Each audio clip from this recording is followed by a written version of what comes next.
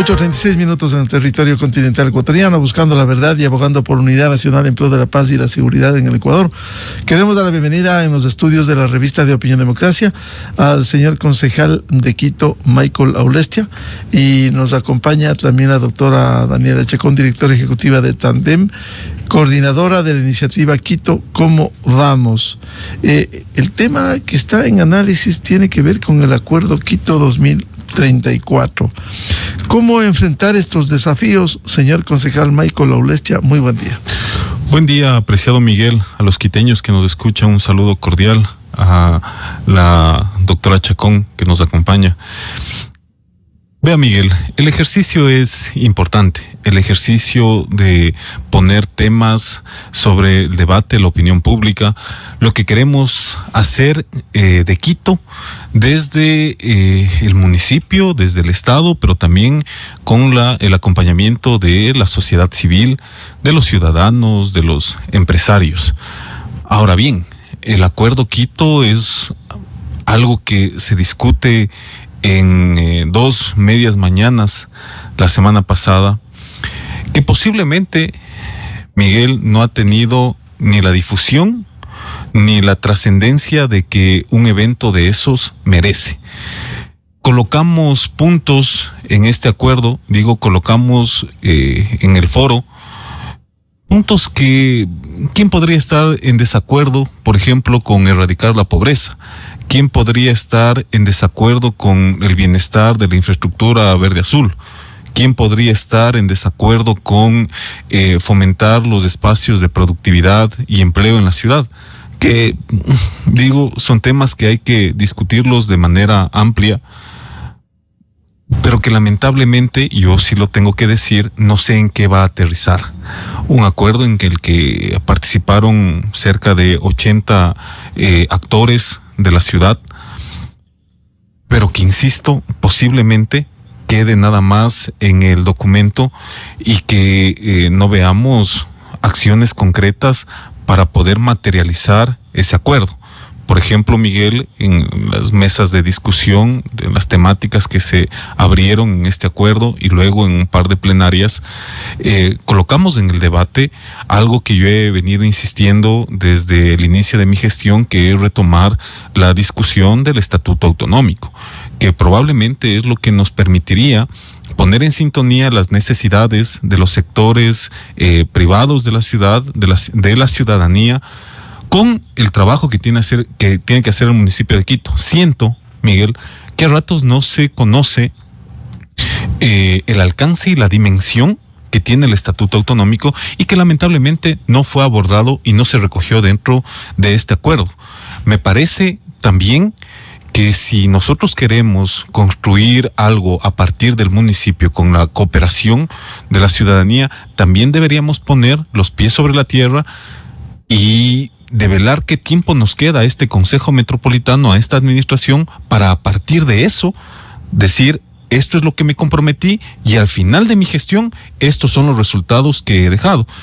Pensar de aquí al 2034, vea usted cómo la política es tan dinámica, que administración que llega y administración que cambia planes de estudios, consultorías, planes maestros.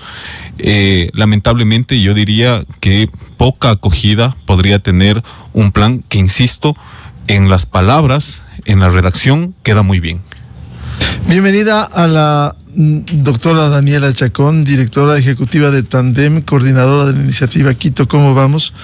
¿Cómo ve esta perspectiva en estas condiciones y con lo que sucede en la capital? Buen día. Buenos días, Miguel. Un saludo al concejal Aulestia y a todas las personas que nos escuchan. Muchas gracias por la invitación.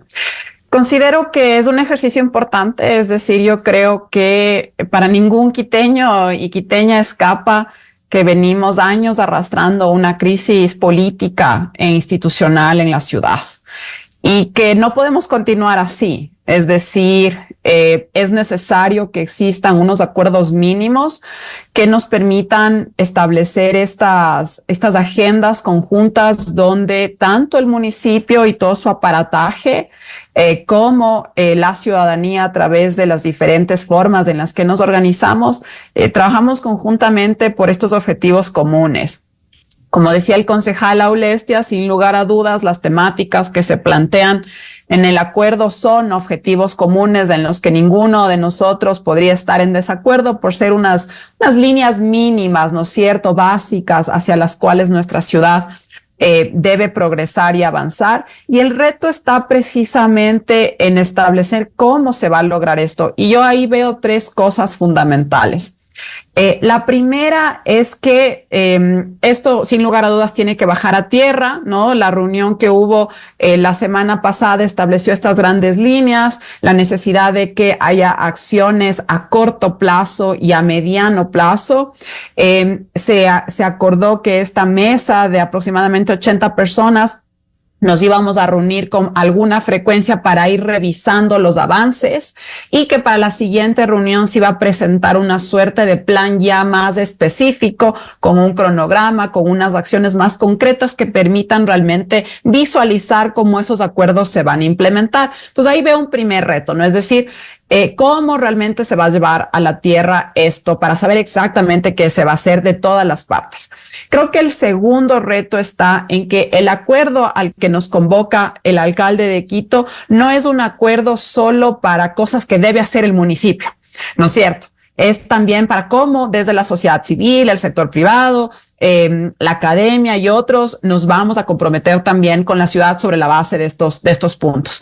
Pero si es que no hay una estructura jurídica, de política pública para lograr esos acuerdos y para lograr saber exactamente cómo va a aportar la sociedad civil, cómo va a aportar el sector privado. Sabemos perfectamente que se requieren unas grandes inversiones en la ciudad para uno de los temas más importantes estructurales que ya no se pueden seguir pateando la pelotita. Esas son cosas que cuestan mucho. Entonces, ¿cómo se va a hacer un buen esquema de alianzas público-privadas que ha sido imposible en nuestra ciudad bajo la regulación nacional que tenemos? Y el tercer reto es cómo se va a canalizar políticamente el acuerdo. Y ahí coincido con el concejal Aulestia en el sentido de que es necesario que políticamente esto se aborde a través del Estatuto Autonómico, a través de una gran discusión de la ciudad donde plasmamos ya a nivel amplio de toda la ciudadanía estas temáticas de cómo queremos que nuestra ciudad se gobierne, hacia dónde queremos ir y cómo vamos a priorizar los recursos escasos que tenemos para el cumplimiento de estas metas comunes. Decía el concejal Aulestia, ¿por qué no abordar? Este es un tema viejo de impulsar una decisión política del Estatuto Autonómico por un lado y por otro estos acuerdos mínimos de los que nos habla la doctora Chacón. ¿Cómo cumplirlos? Precisamente por eso, Miguel, nosotros hemos podido develar que la poquísima decisión y voluntad política en torno a lo que ya nos habíamos referido en este espacio en diferentes ocasiones, que es el Estatuto Autonómico. El cálculo político, posiblemente no conflictuarse con otros niveles de gobierno por asumir otro tipo de competencias que podría hacerlo Quito al aprobar un estatuto autonómico, y que luego el procedimiento del estatuto también obliga a que pase a una consulta popular para que los quiteños la puedan aprobar, que también sería, en el pensamiento posiblemente del Ejecutivo, es de que en esa consulta popular se vaya a calificar la gestión de él y el estatuto autonómico quede de lado. Todas esas decisiones, todos esos elementos han de alguna forma detenido y suspendido una discusión importantísima para la ciudad. Estos puntos que Daniela, por ejemplo, colocaba, son puntos que nos convoca a varios sectores, pero no podemos quedarnos en esos espacios comunes, Miguel. Me parece que hay que aterrizarlo y discutirlo de mejor forma. Yo siento que un acuerdo podría sí abordar, por ejemplo, el modelo de ciudad que nosotros queremos de aquí al 2034. Ese modelo de ciudad que yo he venido insistiendo que hay que cambiarlo, de pasar de ser asistencialistas y posiblemente ser una ciudad que se sustente en valores, por ejemplo, de la solidaridad. El dinero no alcanza. En el país estamos viendo cómo a municipios se les debe los recursos que les asigna el gobierno central. Quito no está fuera de eso. A la fecha estamos hablando de cerca de 94 millones de dólares que posiblemente sean pagados en bonos. ¿Cómo nos permite eso a nosotros planificar obras emblemáticas para la ciudad? ¿Cómo nos permite eso hablar de una extensión del metro de Quito? Que dicho sea de paso, en 2 gobiernos pasados se ofreció cerca de 300 millones de dólares para aportar a la primera línea del metro, entre ellas asumir parte de la deuda. Hasta el momento eso no se ha concretado, pero ya estamos hablando de una extensión del metro de Quito, de una segunda línea del metro de Quito, una extensión hacia la Ofelia, una primera etapa y luego hacia Calderón.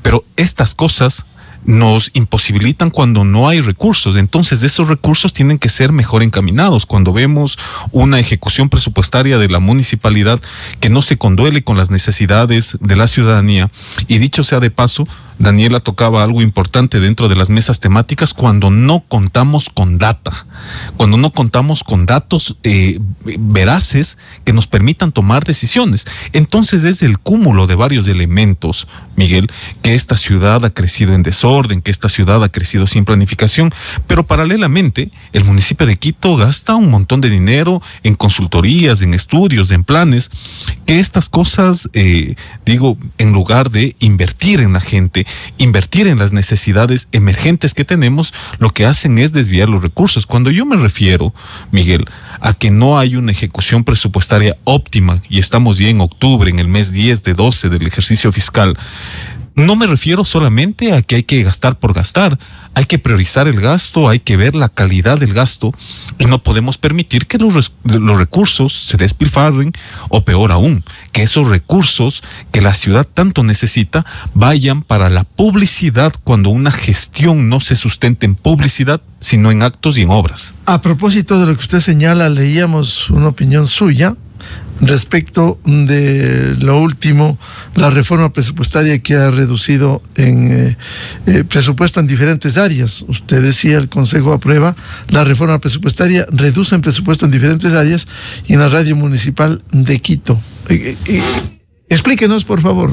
Miren, el día de ayer el Consejo con 13 votos acaba de aprobar una reforma presupuestaria. Sí, la ley lo permite. Después de atravesar el primer semestre del ejercicio fiscal, prevén todas las reglas de planificación que se puede hacer una reforma. Lo que a nosotros nos parece sorprendente, por ejemplo, es de que a varios sectores se les disminuye y se les reduzca el presupuesto. Por ejemplo, en el sector educación, por ejemplo, en el sector social. En educación se reduce un 12%. En obra pública, la empresa de movilidad y obra pública de esta ciudad tiene un presupuesto destinado de 200 millones de dólares a la inversión. De esos 200 millones de dólares, con esta reforma se le reducen 25, es decir, el 12.5% de ese recurso que estaba destinado a la inversión. Cuando se reduce eso, inmediatamente van a subir los porcentajes de la ejecución presupuestaria. En el último trimestre del año no van a alcanzar a llegar a niveles óptimos de ejecución. Ya conocemos cómo es el sistema de contratación pública, ya conocemos todos estos trámites engorrosos para la contratación, pero para eso hay que prever.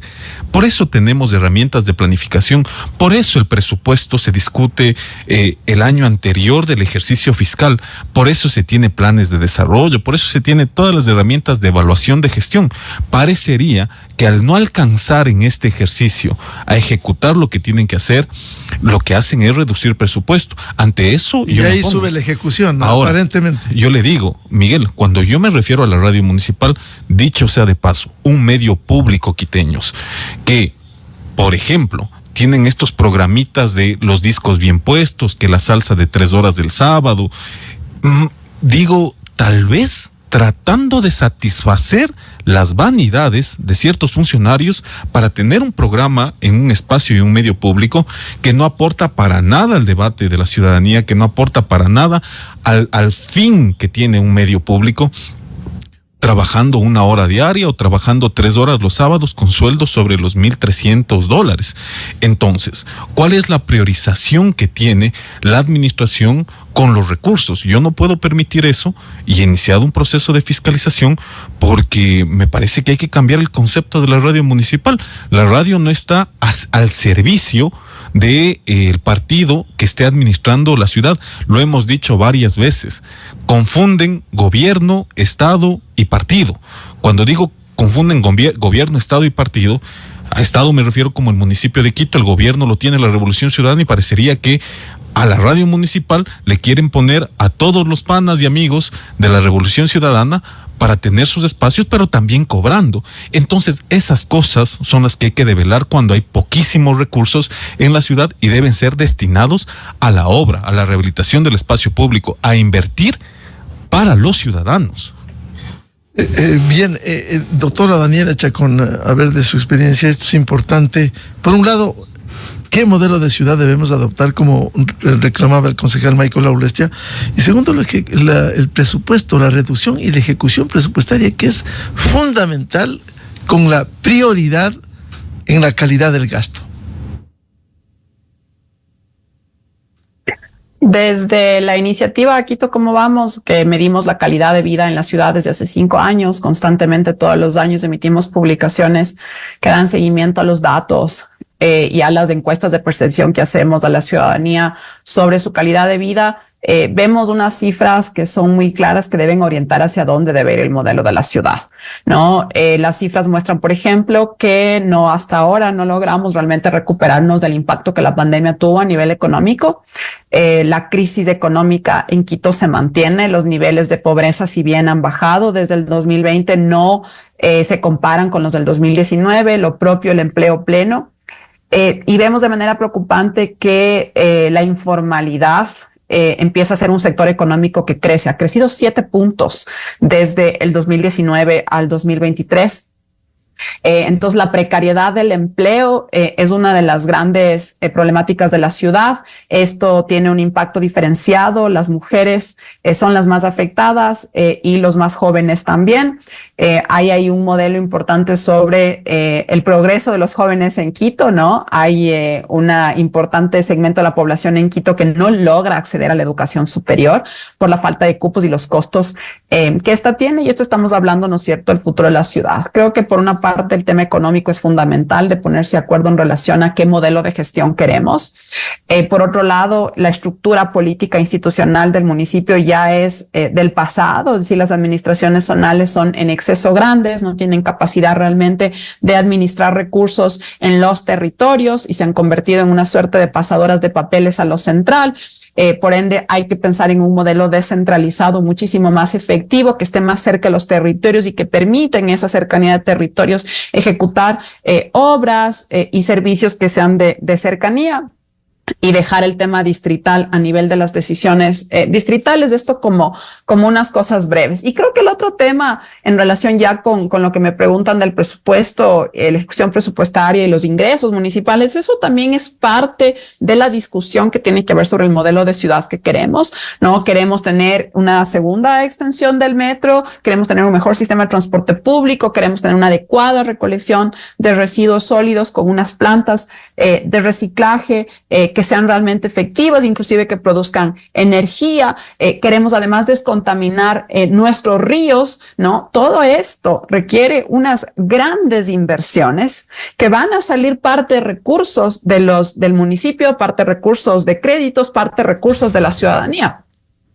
Y esto demanda 2 acciones muy puntuales. La una es, obviamente, mejorar los niveles de ejecución presupuestaria. De hecho, el sector de movilidad, de acuerdo a los datos que nosotros recopilamos todos los años, es el sector que que más presupuesto tiene y que tiene la más baja ejecución presupuestaria todos los años. Está alrededor del 50% en ejecución presupuestaria y es el sector que más dinero recibe en la ciudad. Entonces, obviamente, ¿qué está pasando con esos recursos que no se ejecutan?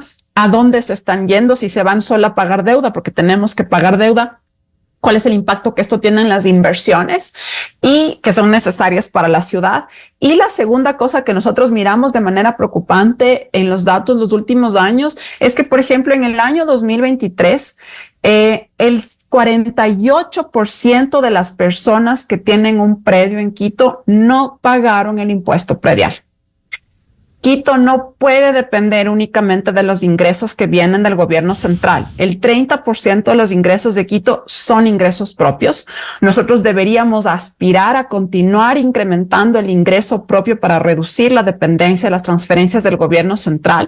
Pero ¿qué está pasando con la cultura tributaria en Quito cuando el principal impuesto que genera recursos para la ciudad, que es el impuesto predial, casi la mitad de quienes lo deben pagar no lo pagan? Esto se repite en los últimos años, ha sido entre el 40 y el 48% que no paga el impuesto predial.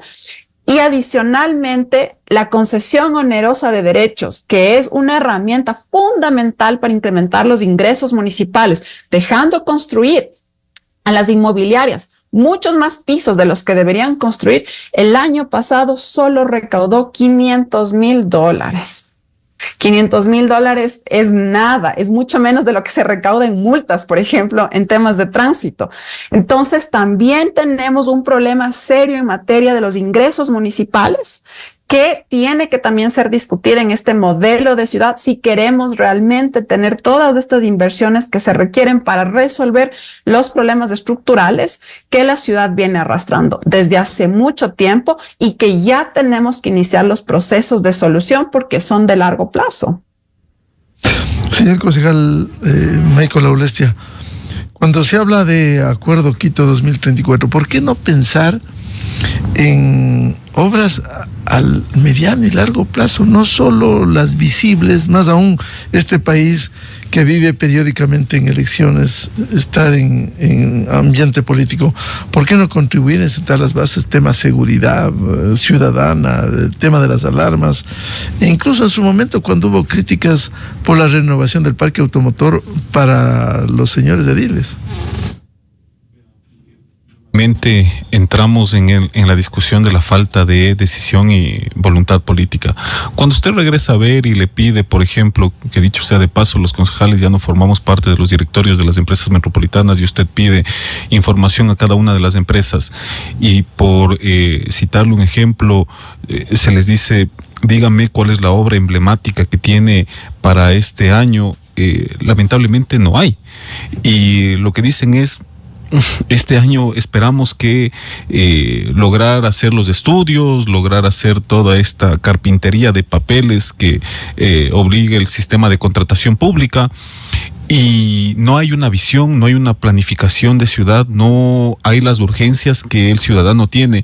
Cuando tocamos, por ejemplo, el tema de movilidad, que concuerdo con Daniela, que ha sido en el último tiempo la peor ejecución todo el sector de la movilidad, y no podemos, por ejemplo, avanzar en la reestructuración de rutas y frecuencias del transporte en superficie. Claro, hasta ahora no se resuelve eso. No se resuelve. Y claro, lo que tenemos son estas presentaciones muy bonitas que se hacen en el Consejo Metropolitano, y tenemos insistencias y mandamos solicitudes de información de acuerdo a las facultades que tenemos, y la mejor respuesta que puede dar la administración es, en ciertos casos, esta información no la puedo compartir porque compromete información de terceros y por la Constitución no tengo la autorización de tal persona. Entonces, de alguna forma se está obstruyendo también la facultad de fiscalización que tiene el Consejo Metropolitano, sumado a la negligencia de funcionarios que llegan a esos cargos, no toman decisiones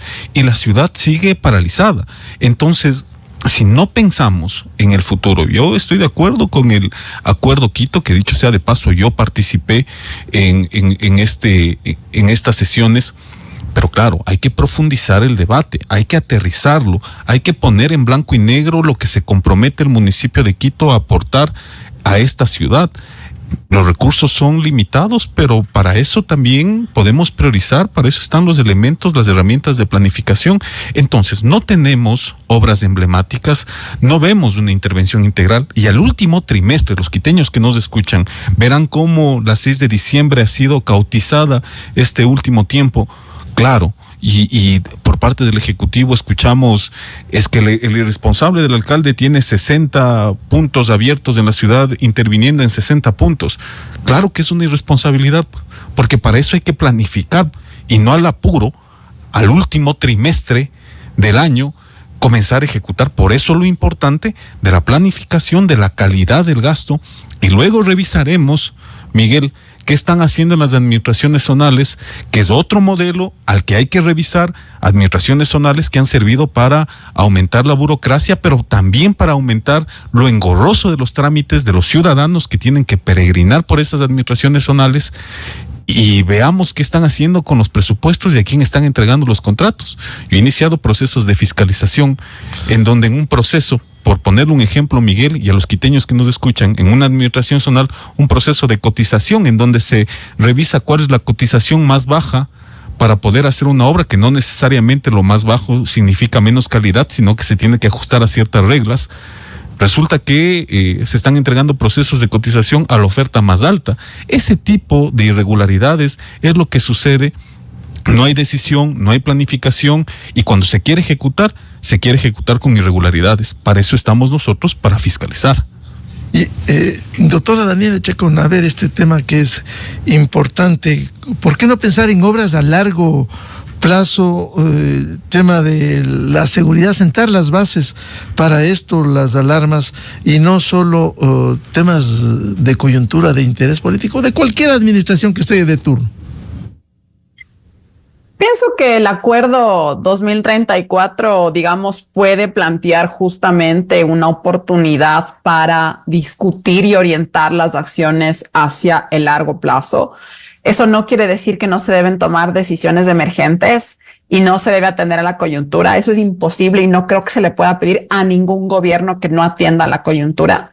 Pero el balance entre esas obras de largo plazo que son absolutamente necesarias para no tener que seguir resolviendo la coyuntura año a año, cada vez más grave en el año que viene porque no se resuelven esos problemas estructurales desde un inicio, es justamente el llamado que se tiene que hacer. Y yo creo que ahí hay estos grandes temas de los que hemos hablado, ¿no? Es decir, el sistema de transporte público, la movilidad en general, sin lugar a dudas, es una de las inversiones de largo plazo más importantes que debe hacer la ciudad. El tema de la descontaminación de los ríos y el sistema de gestión de residuos sólidos, porque esas son grandes inversiones que además requieren el apoyo del sector privado, Miguel. Y aquí es donde tiene que entrar una discusión seria, porque desde hace muchos años en el Ecuador se ha mal visto la inversión del sector privado, se ha pensado que es una inversión que no funciona y no se logra encontrar la forma de llegar a acuerdos que permitan realmente una prestación desde el sector privado con carácter de servicio público, sin lugar a dudas. Ahí hay un reto fundamental para lograr esas obras de largo plazo. El municipio no tiene los recursos para las obras de largo plazo, tiene los recursos para la inmediatez. Y eso es lo que estamos viendo año a año desde las últimas administraciones municipales.